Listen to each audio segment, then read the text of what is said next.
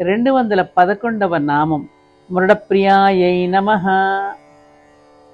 మృడ అంటే శివుడు, మృడు అంటే శివుడు అని అర్థం, అంటే శివుని యొక్క ప్రియురాలు అని అర్థం. మృడప్రియ అంటే శివుని యొక్క ప్రియురాలు. మృత్యువుకు పైన ఎరిగి ఉన్నవాడు కాబట్టి శివుణ్ణి మృడు అంటారు. వాస్తవానికి మార్తాండుడన్నా మృడుడన్నా ఒకే అర్థం.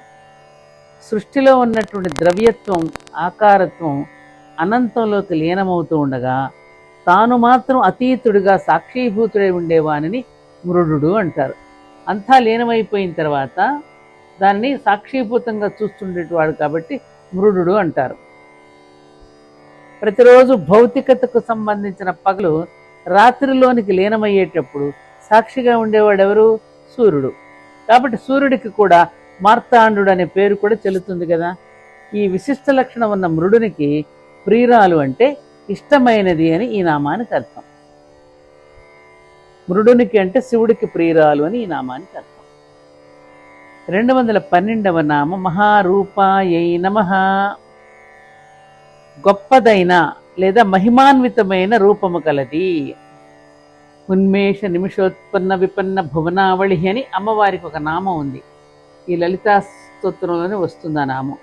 అమ్మ కనురెప్పలు తెరిస్తే సకల భువనాలు సృష్టింపబడతాయి, కనురెప్పలు మూస్తే అవన్నీ లయమైపోతాయి. ఈ విధమైన సృష్టి ప్రళయాలు రెండు తన యందు చెల్లె రూపం కాబట్టి అమ్మవారిది మహారూపం అవుతుంది. ఇతరులందరికీ ఒకే సమయంలో ఏదో ఒక రూపమే చెల్లుతుంది. విశిష్ట రూపం గల ఈ అమ్మవారిని మహారూప అన్నారు. మహా అంటే పరబ్రహ్మ అని అర్థం. చెప్పుకుంటే అమ్మవారు పరబ్రహ్మ స్వరూపుడని కూడా అర్థం చెప్పుకోవచ్చు.